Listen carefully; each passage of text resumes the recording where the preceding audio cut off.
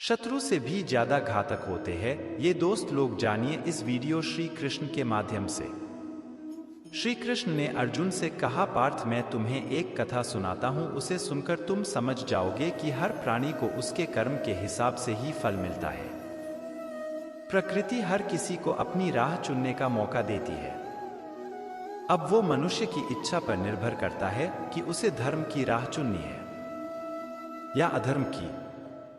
कथा शुरू करते हुए श्री कृष्ण ने कहा, एक नगर में दो पुरुष रहा करते थे। एक पुरुष व्यापारी था जिसके जीवन में धर्म की बहुत महत्ता थी। वो पूजा पाठ में यकीन रखता था। वो हर रोज मंदिर जाता था और दान धर्म भी करता था और हर रोज भगवान की पूजा करता था। वहीं दूसरा पुरुष बिल्कुल विपरीत था। वो हर रोज मंदिर तो जाता था लेकिन पूजा करने नहीं, बल्कि मंदिर के बाहर से जूते चप्पल चुराने। उसे दान और धर्म से कोई लेना देना नहीं था। समय बीतता गया और एक दिन बहुत जोर की बारिश हो रही थी। इस वजह से मंदिर में पुजारी के अलावा कोई नहीं था।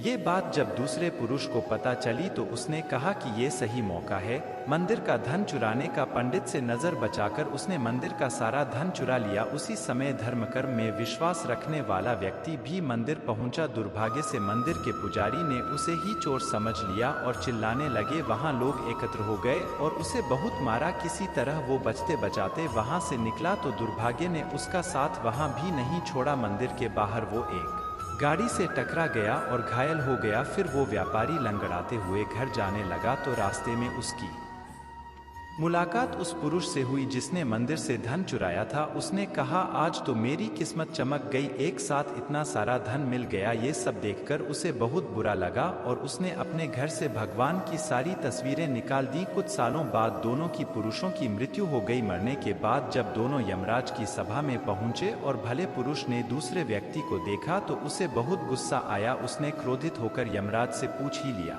मैं तो हमेशा अच्छे कर्म करता था, दान में विश्वास रखता था, उसके बदले जीवन भर मुझे अपमान और दर्द ही मिला। और इस व्यक्ति को नोटों से भरी पोटली, आखिर ऐसा भेदभाव क्यों? इस पर यमराज ने कहा, पुत्र तुम गलत समझ रहे हो। जिस दिन तुम्हारी गाड़ी से टक्कर हुई थी वो दिन तुम्हारे जीवन का आखिरी दिन था, परंतु तुम्हारे अच्छे कर्मों की वजह से तुम्हारी मौत सिर्फ एक छोटी से चोट में बदल गई। तुम इस दुष्ट व्यक्ति के बारे में जानना चाहते हो? दरअसल इसके भाग्य में राजयोग था, मगर इसके कुकर्मों और अधर्म की वजह से वो सिर्फ एक छोटी सी धन की पोटली में बदल गया। इसी तरह के वीडियो देखने के लिए हमें विकास बॉय ज्ञान को